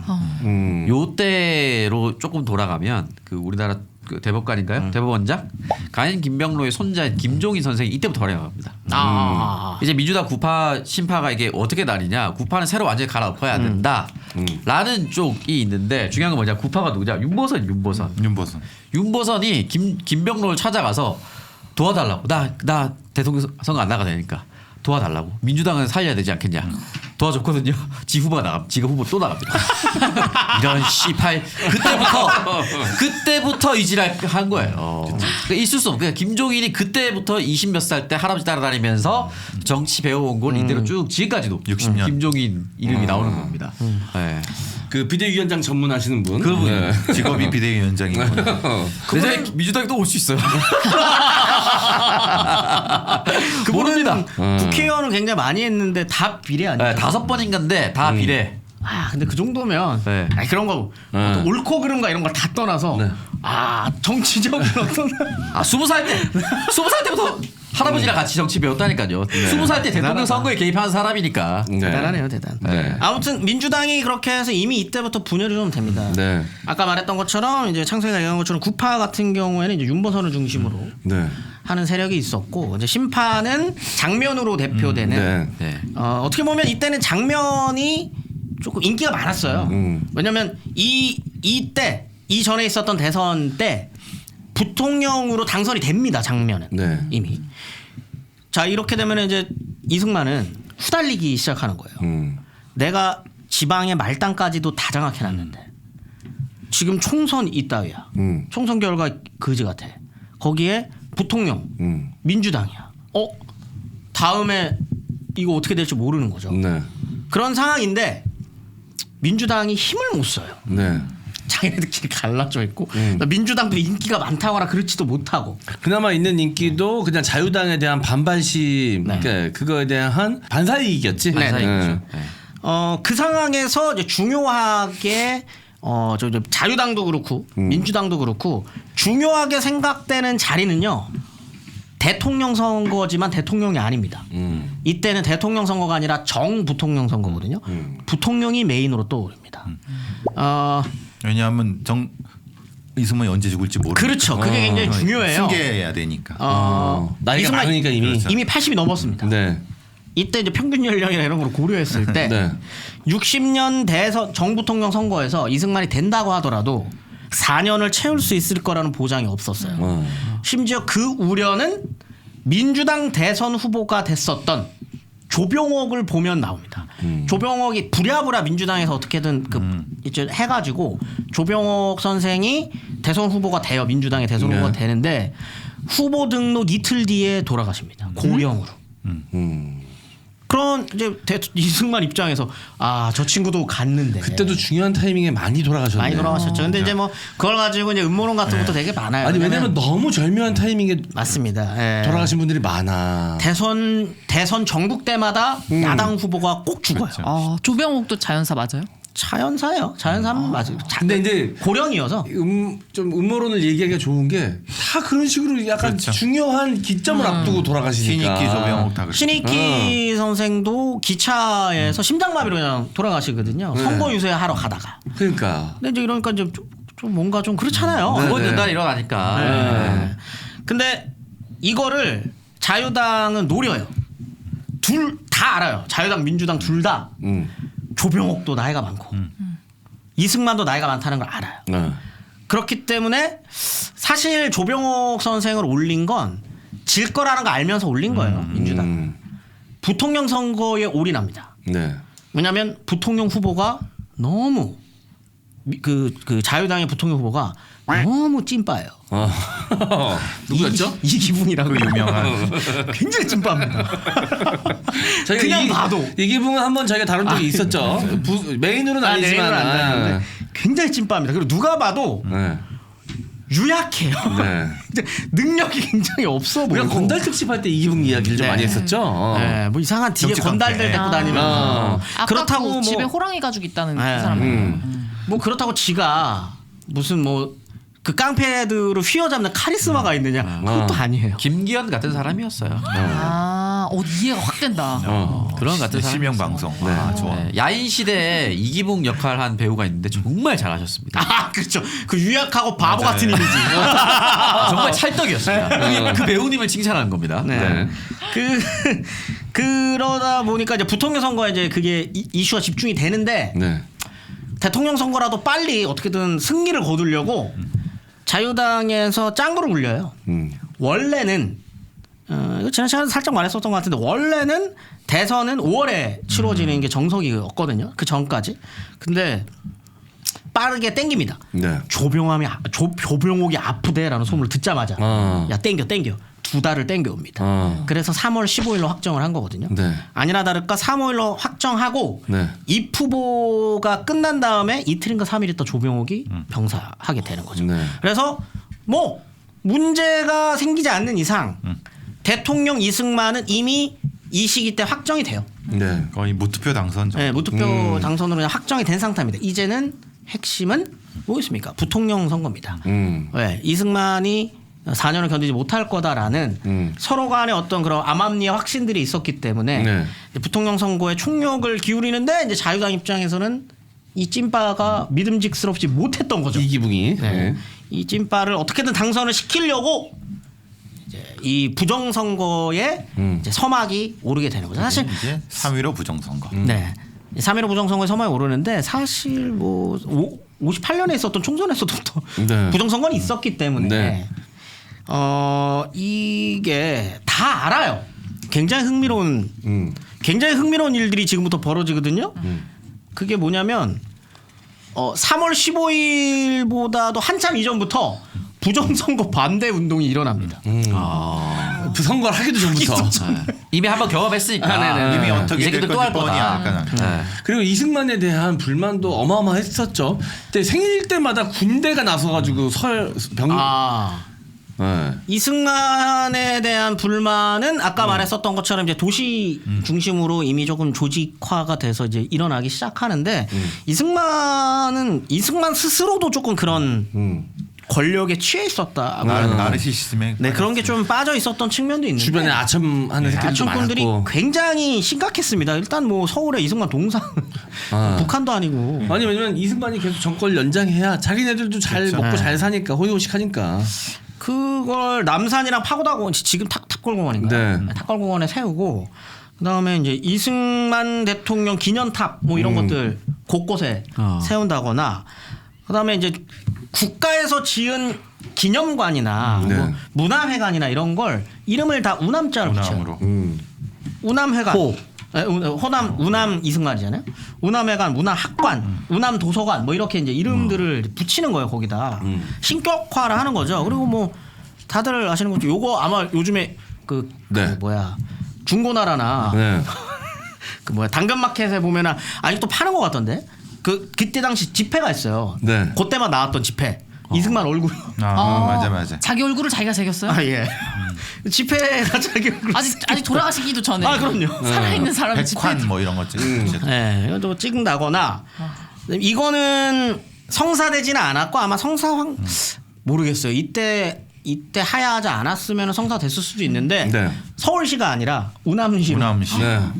우남 특별시가 되는 거예요. 네, 뭐 이제 스탈린그라드 같은 거 그런 거 레닌그라드. 네. 네, 뭐 김책 씨 같은 거죠. 네. 지금 뭐 베트남에 있는 호치민시 같은 겁니다. 네.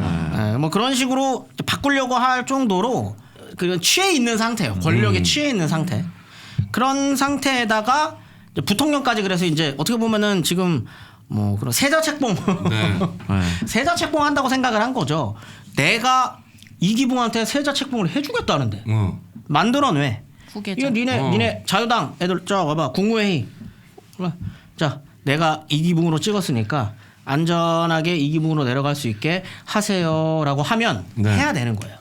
그러니까 이번에 국민의힘 전당대회에서 김기현 당대표 만드는 과정이랑 비슷한 거네 진짜. 너무 똑같다. 그랬나요?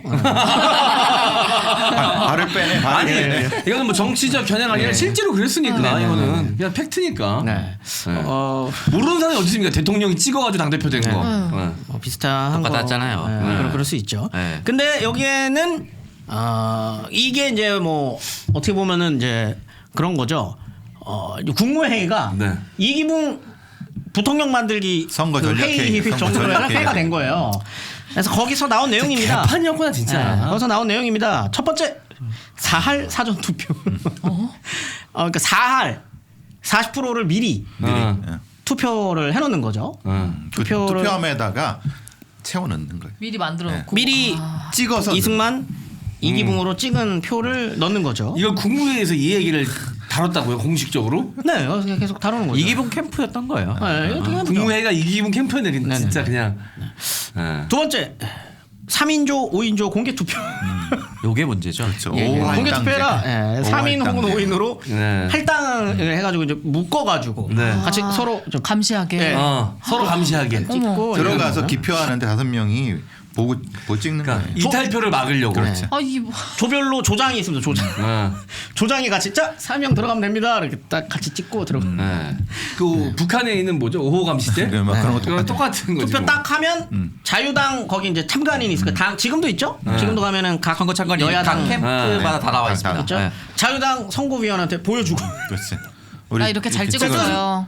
조장이 같이 검사 딱, 받고, 네, 검사 검사 받고. 받고 네, 같이 그리고 넣는 이제 애. 민주당 참관인은 쫓겨나고. 이때 선거법 같은 게 없었어요. 있죠. 있어도 이렇게 하는 거예요. 있는데 중요하지 않은 거지. 아, 민주주의 사회라니까. 법은 다 있습니다. 법은. 봐봐. 지금도 당대표 선거를 이런 식으로 치르는데 지금도 2023년에도 그렇게 치르는데 이때 당시에 뭐 무서웠겠니 선거법이? 더 심했네. 셋째 완장부대.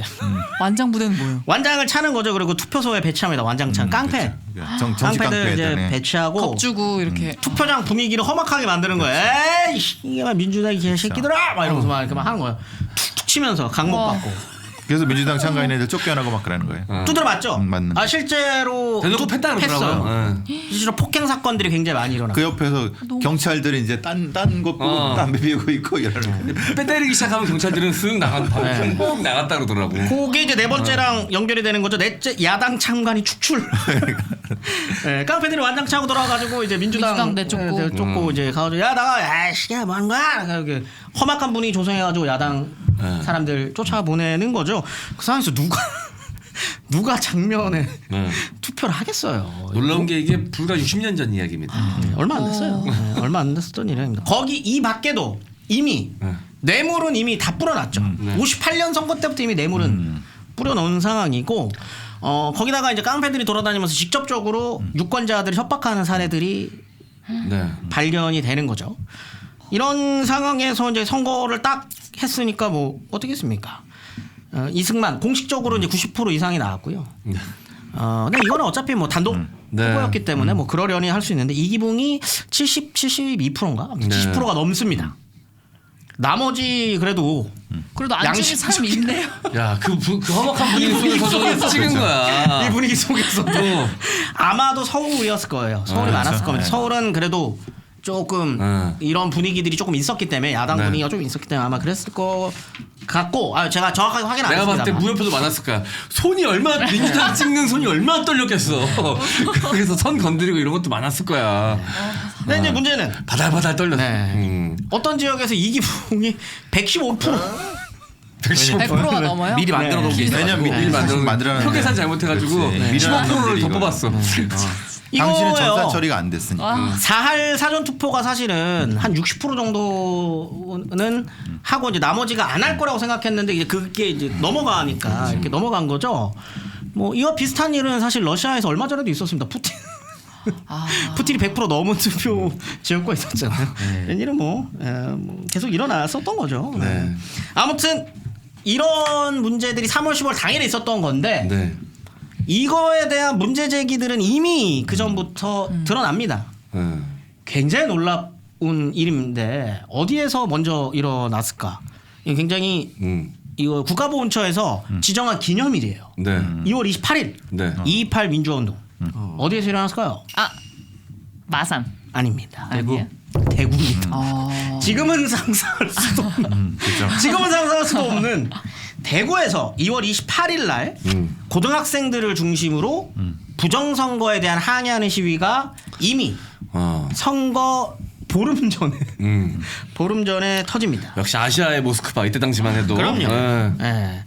경북고등학교를 비롯한 대구고, 경북여고, 경북대 사대부고, 개성고 이렇게 한 8개 학교에서 한 1,200명의 학생들이 들고 일어납니다. 근데 이제 들고 일어났었던 중요한 그 트리거가 됐던 사건이 있어요. 굉장히 치졸한, 네. 굉장히 치졸한 건데 왜 이 학생들이 분노가 터졌냐면 야당 이때 민주당이죠. 민주당의 이제 장면 후보를 비롯한 이 민주당도 그 대구 지역 그 대표들이 있을 거 아니에요. 네. 이 사람들이 선거 유세를 하는데 그날 이 고등학생들 이때는 많이 갔거든요. 네. 이때만 해 80년대까지만 해도 고등학생 대학생들이 대선 후보들을 유세 연사. 현장에 많이 네. 갑니다. 근데 그거 못 가게 하려고 소풍을 잡아요. 찌질한 거. 찌질한 거. 그럼 애들이 소풍 갈 줄 알고 네. 시위 안 가고. 아. 근데 이제 그거를 출석으로 잡아버리는 거예요. 뭐 그런다거나 아니면 네, 근데 그런 이제 행사들을 막 잡아요. 네. 짜치죠. 네. 시험도 잡고 막. 네, 시험을 잡거나 막 모의고사 푸신다 막 이렇게 한다거나 네. 짜치게 하다 보니까 빡칩니다. 그래서 1200명이 들고 일어나가지고 시위를 시작을 하는데 이때 시위 과정에서만 30명이 부상을 당해요. 두드러 팬 거죠. 네. 두드러 팼고 이게 이제 대응이 좀 중요한데요. 이 대응이 나중에 4월 19일까지도 계속적으로 이어지는 게 뭐냐면 시종일관 공산당의 획책에 의한 사건이다라고 발표를 합니다. 네. 근데 문제 뭐 이때는 또 잘 먹혔겠지. 지금도 이걸 이 수법을 쓰는 전쟁 이후니까. 진짜 지금이랑 그게 빗나가죠. 잘 먹힐 거라고 생각을 했는데 이때 이미 압니다. 이게 아니라는 거를 학생들은 소문이 암암리에 나요. 그래서 정부에서는 공산당의 획책에 의한 거다라고 했지만 사람들은 믿지 않고 이 시위가 전국으로 확대됩니다. 야, 그 전후 얼마 되지도 않은 시기에 이게 안 먹혔다는 거는 국민의식이 너무너무 높았네. 많이 진짜. 높았어요. 아까 말했던 것처럼 그래서 교육이 굉장히 중요한 아니면 거고. 지금도 공산당 빨갱이 간첩 얘기하면 거기 넘어가시는 분들이 아직도 있거든. 그렇게 배웠는데도 안 되는 사람들은 안 되는 거예요. 네. 그리고 학생들이 나갔을 때 우리 아들 왜 빨갱이야? 라고 부모님들은 생각할 수밖에 없는 거죠. 굉장히 흥미롭습니다. 지금 사실은 조금 분위기랑은 다른 지역들에서 네. 많이들 터져 나와요. 3월 8일 날 네. 대전에서 민주화하면 떠오르는 사실 도시들은 아니잖아요. 네. 대구 대전이 이때는 핵심 지역이었습니다. 대구에서 먼저 그다음 대전에서 3월 8일, 3월 10일에 이제 부산 수원으로 이제 확대가 되고 네. 3월 15일 날 유명한 도시죠. 네. 경상남도 마산에서 누가 태어나신 데죠. 누가 태어나신 저 데죠. 태어나진 않았어요. 민주주의 성지죠, 사실. 민주주의 성지. 네. 민주화의 성지이죠. 이만기의 고향. 강호동 이만기를 배출한 네. 마산에서 선거 날입니다. 3월 10일 선거 아, 지금 날. 창원이라고 해야 될까요? 아니요. 창원. 이거는 교과서에도 적혀 있습니다. 마산의고. 마산의. 3.15 마산의고죠. 그게 적혀 있어요. 확인을 안 해봤어요. 이거는 뭐 명확하니까요. 네. 마산에서 터집니다. 마산에서 터지게 되는데 이건 이승만 그 방송 때도 살짝 말했던 것처럼 민주당 그 참관인이 목숨 걸고 한 거예요. 아까 말했던 것처럼 민주당 참관인들은 쫓겨나거든요 원래. 네. 깡패들은 쫓겨나는데 여기도 마찬가지죠. 깡패들이랑 저 자유당 참관인이 와가지고 뭐야 나가 이 새끼야 막 이렇게 하는데 이때 민주당 참관인이 안 나갈 건데 뭐야 니네 뭐야 라면서 싸움이 붙어요. 네.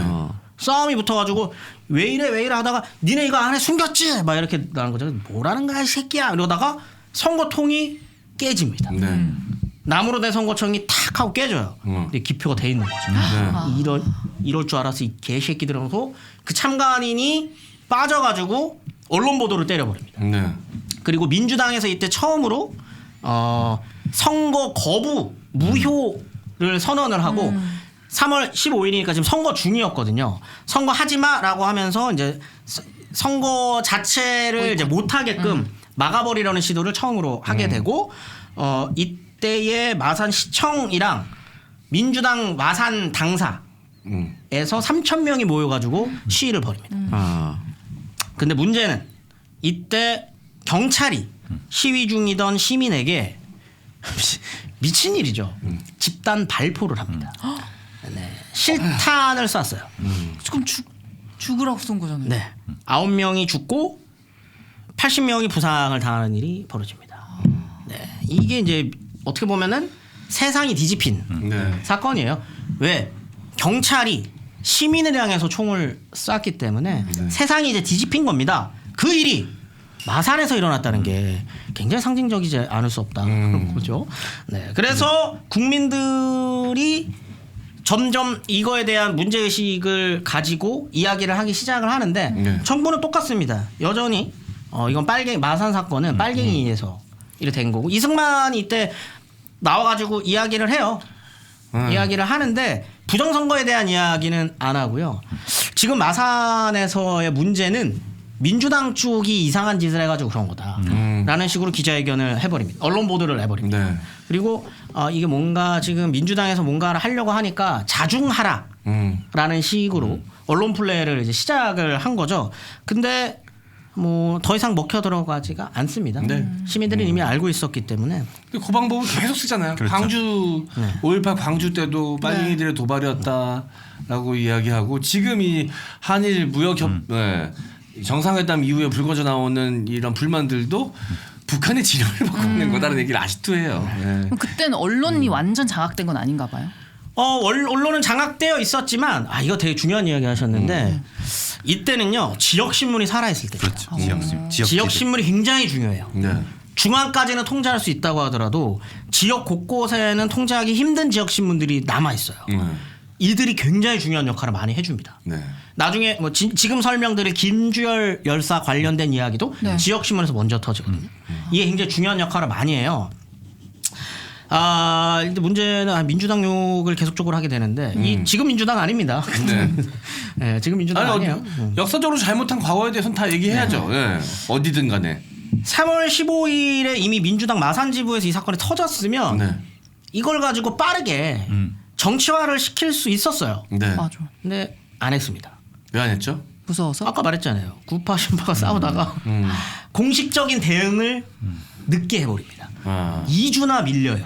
공식 대응이. 자기네들끼리 밖에 싸움하다가 이거를 빨리 3월 15일 선거 무효고 네. 빨리 뭔가를 해가지고 이걸 정치적으로 활용을 했었어야 되는데 네. 그게 늦습니다. 똑같네. 자유당도 지금이랑 똑같고 그 민주당도 그때나 지금이나 똑같네. 똑같아. 어떻게 하나 바뀌었을까? 60년 전이랑 둘 다. 와. 근데 이거는 사실 4월 혁명 이후에 만들어지는 제2공화국에서도 계속적으로 반복되는 일이거든요. 아무튼 그래서 공식 대응을 못 하다 보니까 왜 민주당을 슥 쳐다보시는 거예요? 죄송합니다. 민주당이 당원일 뿐입니다. 네. 근데 이제 여기까지 몰렸으면은 뭔가가 있었어야 되는데 아무튼 민주당은 안 하다가 전국이 완전히 뒤집히는 사건이 김주열 열사의 시신이 마산 앞바다에 떠오르면서 네. 터지게 되는 거죠.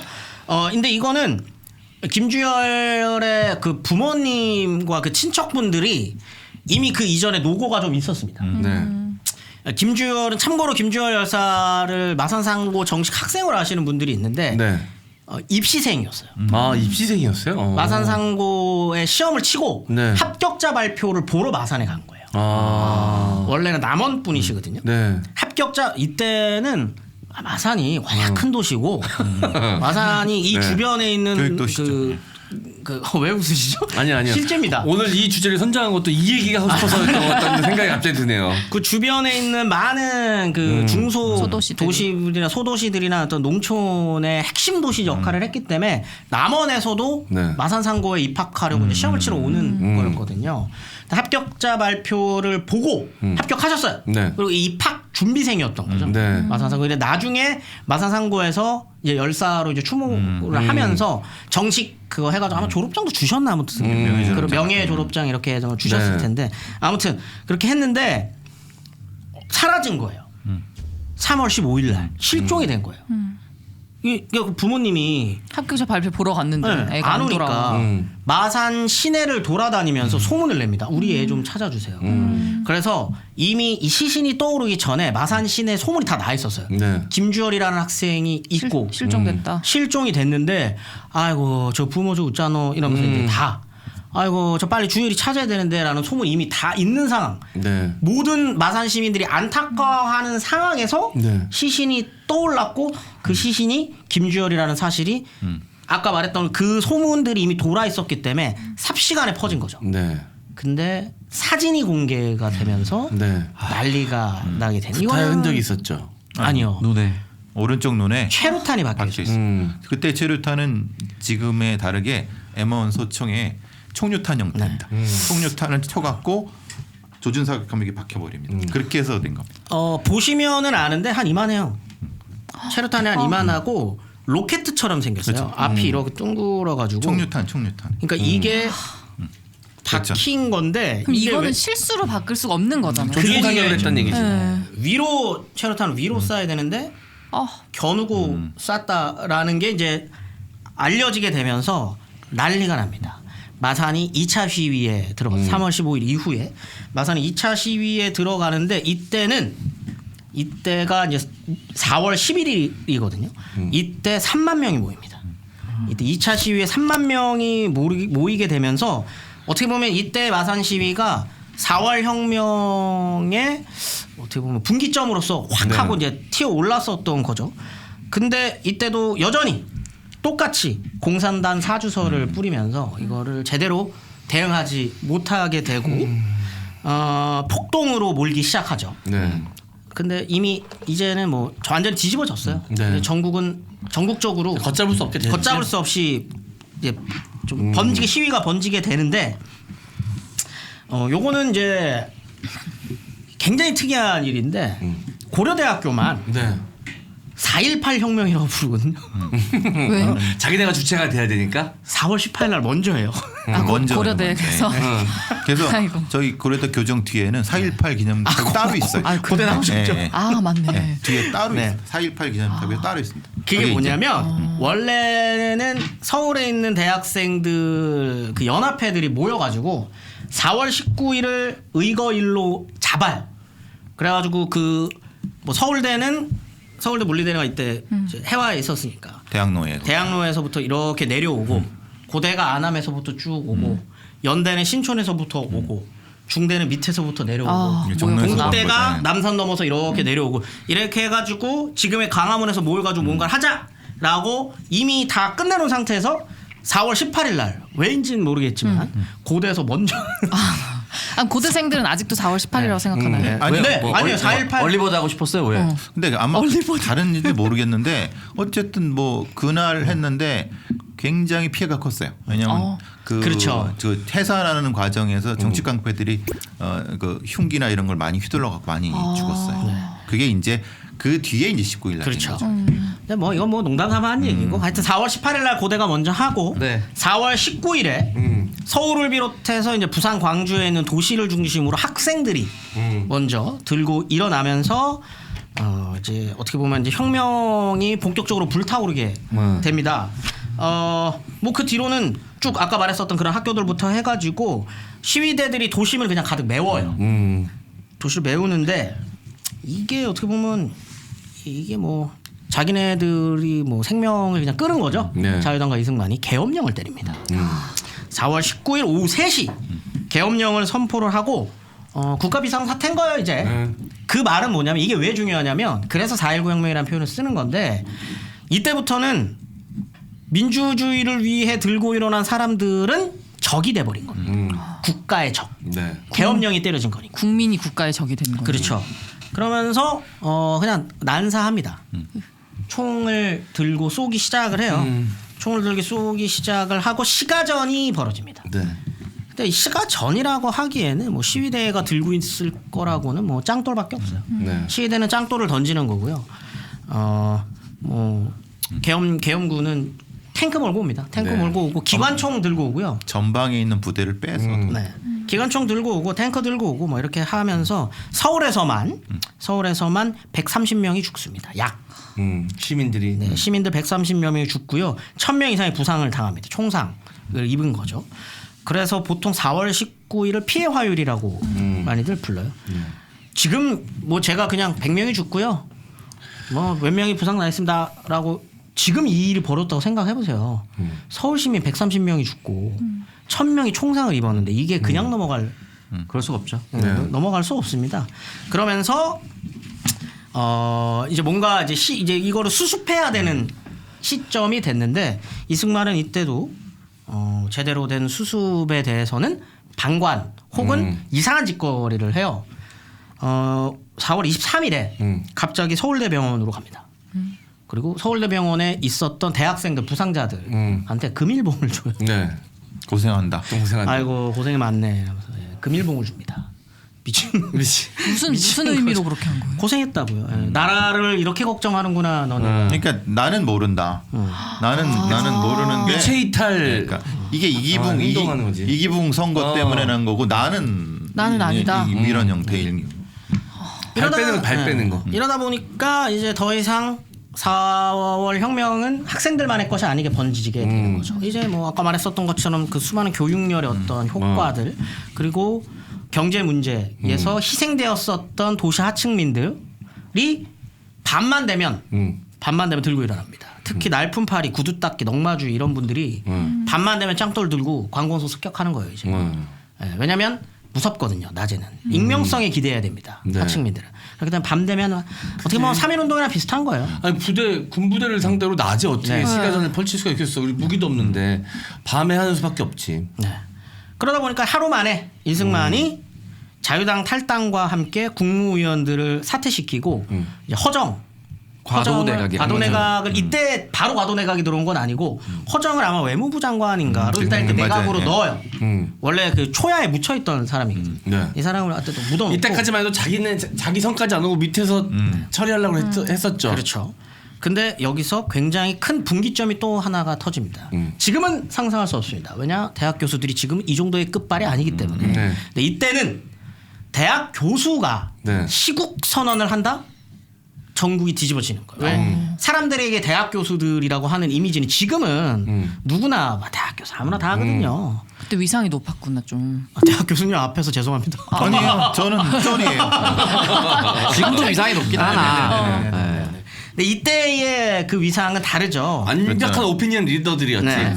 그 엘리트의 어떻게 보면 상징적인 그런 분들이었기 때문에 이분들이 시국 선언을 하는데 이 시국 선언의 내용이 중요합니다. 이때까지는 부정선거에 대한 항의였어요. 그리고 이걸 수습하라라고 하는 내용이 짱돌 안에도 들어가 있었는데 처음으로 공식적으로는 오피셜하게 처음으로 대통령의 책임과 퇴진을 이야기합니다. 이제는 걷잡을 수 없는 거죠. 이승만이 무언가 책임을 져야 되는 시점이 온 거예요. 그러면서 그 시위대에 그 피켓 들고 있는 게 되게 중요하거든요. 무슨 피켓을 들고 있느냐가 이때 공식적으로 이승만 하야를 외치는 시위대가 등장하기 시작합니다. 이것도 하나의 상징인데요. 초등학생들이 시위에 참여하기 시작합니다. 초딩들까지 이제는 하도 고집을 부리니까 이제 애들까지 나서기 시작. 이게 끝났다는 얘기야 이제는 정말. 중요한 사건이 있긴 있어요. 4월 19일 날 시가전이 벌어졌다 그랬잖아요. 그때 수송국민학교 6학년 학생 전한승 군이 총에 맞아 죽는 사건이 있었어요. 그러다 보니까 이제 초등학생들도 민주주의를 배웠으니까 이야기를 한 거죠. 그리고 이런 시를 초등학교 6학년이 씁니다. 이 수송초등학교 같이 다니던 학생이 쓴 건데 아 슬퍼요. 아침 하늘이 밝아오면은 달박음직 소리 다름박질 소리가 들려옵니다. 저녁놀이 사라질 때면 탕탕탕탕 총소리가 들려옵니다. 아침 하늘과 저녁놀을 오빠와 언니들은 피로 물들였어요. 그러면서 쭉 하면서 나는 알아요. 우리는 알아요. 엄마 아빠 아무 말 안 해도 오빠와 언니들이 왜 피를 흘렸는지. 오빠와 언니들이 배우다 남은 학교에 배우다 남은 책상에서 우리는 오빠와 언니들의 뒤를 따르렵니다. 이게 초등학생이 쓰는 시입니다. 야 지금 대학생보다 똑똑한 것 같은데. 초등학생이 이런 시를 쓰고 하다 보니 이승만이 이제 백기투항을 할 수밖에 없는 시점까지 코너로 몰리게 되고 26일이 되면은 자유당과 그 내각 안에서 이승만 하야를 본격적으로 입에 올리기 시작을 합니다. 그리고 그날 오전에 26일 오전에 이때를 보통 승리의 화요일이라고 부르거든요. 이날 오전에 경무대 밖은 이미 꽉 찼어요. 시민들로 꽉 차 있는 상황에서 한편에서는 이기붕 집으로 향합니다. 죽이려고 이승만 동상 끌어내려가지고 질질 끌면서 이기붕 이때 서대문에 있었다고 하거든요. 서대문까지 가고 한편에서는 광화문에서부터 지금 중앙청 그러니까 지금 광화문 앞이죠. 광화문 앞까지 갔다는 건 뒤에 이제 이승만이 있는 거예요. 거기까지 오게 되는 거죠. 그래서 최종적으로 학생 대표 5인과 이승만과 내각이 서로 만나가지고 합의를 보죠. 네. 그럼 하야를 해라. 네. 라고 해서 하야 선언을 하게 됩니다. 그게 10시 20분이에요. 네. 10시 20분이 됐을 때 스스로 사임할 것을 공식적으로 발표를 하는데 내용이 아주 그지 같습니다. 나는 해방 후 본국에 들어와서 우리 여러 애국 애족하는 동포들과 더불어 잘 지내왔으니 이제는 세상을 떠나도 한이 없으나 나는 무엇이든지 국민이 원하는 것만 알며 민의를 따라서 하고자 한 것이며 또 그렇게 하기를 원하는 것이다. 자기 잘못이 없는데 국민이 원하니까 그냥 내려가 준다. 그렇죠. 자, 뭐 쭉쭉쭉 하다가 우리를 침략하고 공산군이 호시탐탐하게 기다리고 있다는 것을 명심하고 그들에게 기회를 주지 말도록 힘써주기를 바라는 바이다. 이 끝까지 와중에 공산당. 좋은 질하고 자빠졌어. 네. 첫째 요구 자기가 이제 이걸 들어주겠다는 거예요. 첫째 국민이 원하면 대통령직을 사임한다. 둘째 지난번 정 부통령 선거에 많은 부정이 있다고 하니 선거를 다시 하도록 지시했고 셋째, 선거로 인한 모든 불미스러운 것을 없애게 하기 위해서 이미 이기붕 의장이 공직에서 완전히 물러나겠다고 결정했다. 넷째, 내가 이미 합의를 둔 것이지만 만일 국민이 원하면 내가 책임질 대안을 할 것이다. 계속 국민한테 책임을 넘겨놓네. 이렇게 이야기를 합니다. 사실상 사임을 표명한 건데 이 이야기 때문에 갑자기 국회에서 소란이 일어납니다. 네. 국민이 원하면이라는 걸 어떻게 해석할 거냐. 네. 그럼 어떤 방식으로? 네. 뭐 전국민 투표를 할 것도 거냐 아니고. 아니면 뭘 할 거야. 이거 바로 사임한다는 거 맞아? 라고 된 거죠. 근데 이제 민주당 심파에서 강력하게 밀어붙이죠. 이거 한다는 거지 왜 말 같지도 않은 소리야. 라고 해서 밀어붙여서 결국에는 이승만의 대통령 사퇴를 국회에서 공식적으로 땅땅땅 치게 되고 끝까지 추잡했는데 진짜 그렇죠. 추잡했어 진짜. 그래서 4월 27일 그 다음 날 국회 결의를 존중한다면서 대통령직 사임을 국회에 다시 전달하면서 공식적으로 사임을 하게 됩니다. 네. 그리고 한 달 뒤인 5월 29일에 이승만이 출국을 하게 되고요. 이 민생 이 수습을 누군가가 해야 되니까 네. 아까 말했었던 내각 사퇴하고 들어왔었던 이 허정이 과도 내각을 수립을 하면서 네. 네, 민주당은 여기서도 계속 헛발질을 칩니다. 뭘 갖고 싸우냐면 먼저 개헌하고 이거 할 거야? 다시 선거할 거야? 아니면 선거 먼저 한 다음에 그 결과에 따라서 개헌할 거야? 갖고 서로 또 치고받고 싸우고 구파 신파 나뉘고 그 가운데서 자유당 애들은 사퇴도 안 해요. 그대로 있습니다. 그래서 막 서로 자유당은 이제 눈치 봐야 될 거 아니에요. 누가 네. 질 거냐 이 지랄을 하다가 결국에는 이 3자 간에 합의를 했었던 게 개헌 먼저 하고 선거 날짜 정하고 그다음에 삼자라 하면 자유당과 민주당 내 구파 신파? 신파가 모여가지고 이제 합의를 한 거죠. 그래서 그거를 이제 이미 부통령직은 내려놨었지만 장면이 먼저 내려놓거든요. 왜냐하면 이 선거가 개판이니까 선거 이거 따를 수 없다 그래가지고 부통령직을 내려놨지만 장면이 심파의 대표였기 때문에 민주당 심파의 대표였기 때문에 이거 수습을 하거든요. 그래서 이제 뭐 심파의 대표였었던 장면과 허정이 서로 합의를 해가지고 먼저 개헌하고 제2공화국은 이렇게 간다라고 해서 의원내각제로 할 거다 그래서 총선의 형태로 다시 한번 선거를 하게 되고 그렇게 해서 만들어지는 나라가 제2공화국이 되는 겁니다. 네. 네. 이 헌법 전문에 나와 있는 4.19 정신. 사실 이게 이승만 정권을 무너뜨린 정신이잖아요. 그렇죠. 그렇기 때문에 헌법 전문에 나와 있기 때문에 우리나라 현 대통령이 이승만에 대해서 뭐라고 평가를 하느냐가 되게 중요하거든요. 헌법 전문에 나와 있기 때문에. 근데 지금 이제 윤석열 대통령이 이승만을 존경했다고 했다가 아니라고 했다가 막 이렇게 문제가 되는 게 이 헌법 전문에 나와 있는 대한민국의 민주주의 정신을 정의할 때 4.19가 굉장히 중요한 의미를 갖기 때문입니다. 네, 이건 뭐 민주주의 시작이에요. 그렇게 공식적으로 헌법에 적혀져 있는 거고. 그러니까 이승만에 대한 평가는 왈가왈부할 수가 없습니다. 헌법에 딱 못이 박혀 있기 때문에. 그래서 대통령의 그 발언이 헌법 유린이다 막 이렇게 네. 얘기하는 거구나. 네. 왜냐하면 민주주의를 유린한 이승만을 축출한 4.19. 네. 근데 그 그러면 4.19가 이승만을 담긴? 얘기하고 4.19 얘기하지 않으면 헌법 네. 전문 정신은 이게 위배되는 거죠. 네. 그 네. 얘기가 되는 거죠.